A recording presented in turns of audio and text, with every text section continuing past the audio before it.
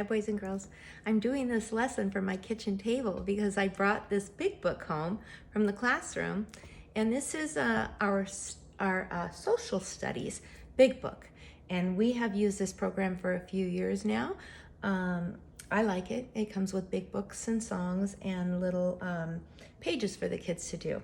So what I want to do is just kind of share the book with you.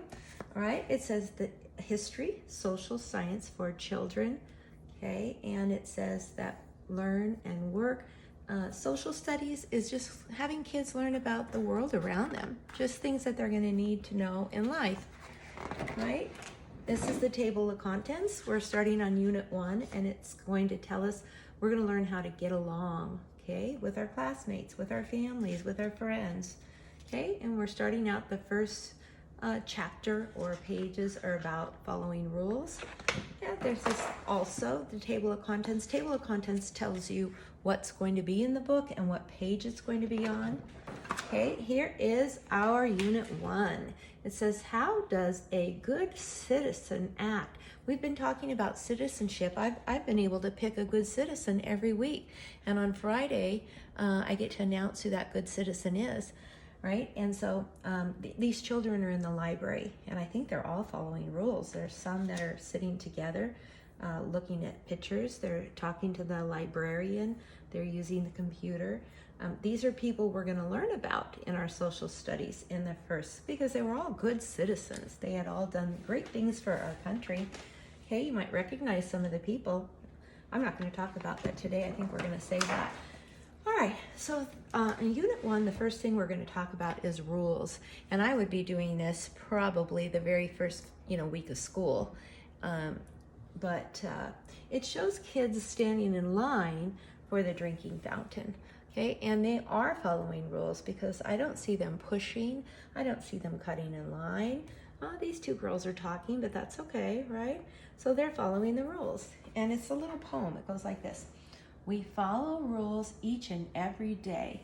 They help us work and help us play. They keep us safe. They help things run. Rules make sure we all have fun. But most important at home and school, always remember this simple rule. Be nice to others in all you do, and others in turn will be nice to you. When we're in the classroom, I always tell my kindergarten friends that the most important rule we can follow in the classroom is treat others the way you want to be treated. Do not hurt your friends on the inside or the out. So that means the outside, you don't hurt your friends. You don't hit or bite or scratch or punch. You don't physically hurt them, but you also don't hurt them in the inside. That on the inside means their heart, right? You don't hurt their feelings by saying things that are not kind. So we talk a lot about that, and we're going to stop here. Now, because we're not in the classroom, do we still have rules that we have to follow? Yes, we do. Do you remember going over these rules the first time we did our Zoom meeting? Actually, the first week we did our Zoom meetings, we went over these quite a bit. So I'm going to go over these again. Now, I had the ones that were full pages, and then I had these smaller cards, and I'm going to use the smaller cards. It'll be faster. You have to raise your hand on Zoom. Now, when we're doing our small Zoom chats, there's only 6 of you, and a few groups only had 5. I think one group may have 7 in it. So I'm going to be able to call on you, right? I will be able to call on you if you raise your hand, if you have something to say. But when we do our whole group Zoom, when there's 22 kids there, that's a little bit harder. It's hard for me to see you all, even though I can put you guys on the gallery view where I see everyone. That is hard. So it's a little bit harder to take your turn. But if you do have something that's really important, please don't call out, raise your hand. We might have your microphones off and I wouldn't be able to hear you, okay? So this just says you need to turn your microphone on when it's time. Here's another check mark. When you do want to talk, you have to turn your microphone on. You have to be ready to do that so we don't have to wait for you, right? Find a quiet place. I think most of you guys have kind of got that down now. We had some kids that were doing it, and I know it's hard because you may have brothers and sisters doing Zoom at your house too, but try to find a place where you have a desk, a table, a chair, a light, and it's not noisy in your house, right? Find a quiet place. And I know this is difficult, but sometimes we hear parents on the phone, we hear people talking. You're talking to mom and dad, asking questions. They're talking to you, and it's not just me who hears that. Everyone hears it, so we have to be very careful. Please try to find a quiet place to do the Zoom meetings. Be prepared. Always have your whiteboards ready. Okay, always have your marker ready. Well, some days we might not use them, but I don't want you to have to go find mom and dad and say, "Where's my whiteboard?"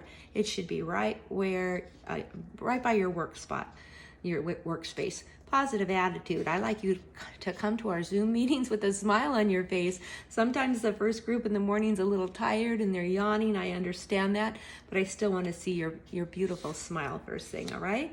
Turn your television off, okay? We don't want to hear the TV in the background. Okay, do not. This says no drink. If you want to bring a little water, that's okay, but don't be eating your breakfast when you come to our Zoom meeting. Don't be eating a snack. I'm only with you for 30 minutes, so you can eat before or after. Okay, please be on time. Sometimes we start our Zoom and 5 or 10 minutes later, people come in, and I know, it's tough. You might have things going on, but if I'm sharing my screen, sometimes I can't let you in right away because we're right in the middle of a lesson or a video. Okay, listen to the speaker when someone's talking. Okay, always put your mute, turn your microphone off if your house is noisy. If your house is quiet, I won't even know your microphone's on, right? But if there's a lot of noise going on in your house, make sure you turn it off. If I want to talk to you, you can turn it back on. Please don't bring toys or pets. Okay, please don't have music in the background. All right, adult supervision. I know some of your parents are really busy and they can't always be right there. Look, here's a little girl and daddy's sitting right there, and he's just there to help if she needs it. And I like that, but you don't have to do that. Parent just kind of has to make sure you get on, and maybe the parent is kind of close just in case you have a question. Appropriate clothing. Don't wear your pajamas, right? You should be up and ready and have your clothes on. Turn your camera on. A lot of times I can't see you guys because your cameras are off. Okay, and the mute button on.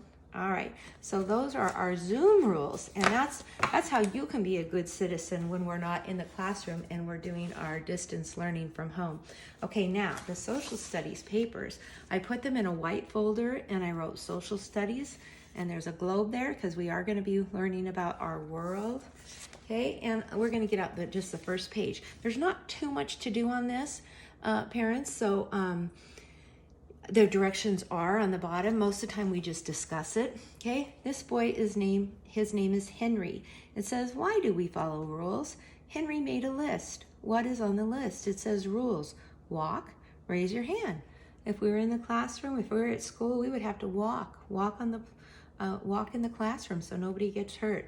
You have to raise your hand in our classroom, right? All right, now there isn't anything to do except for just discuss. And here's the vocabulary. It says rule. We're learning about rules.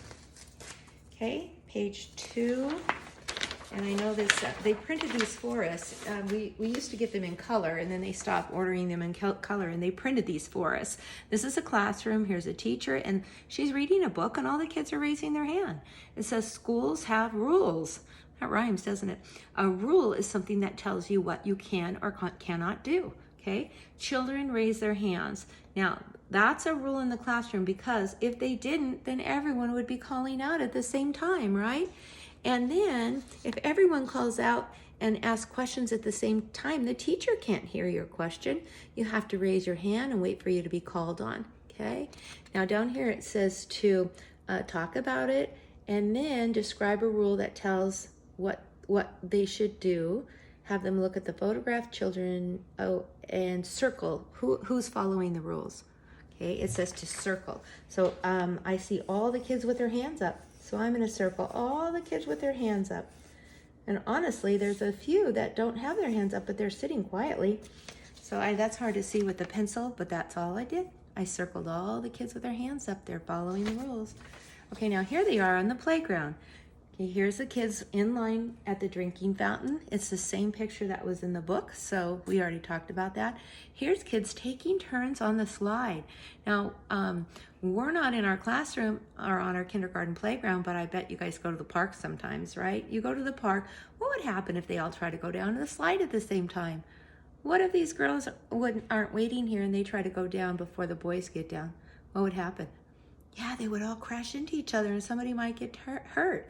So children need to take turns, okay? So whether it's in their classroom or at home or on the playground, everyone needs to take turns, right?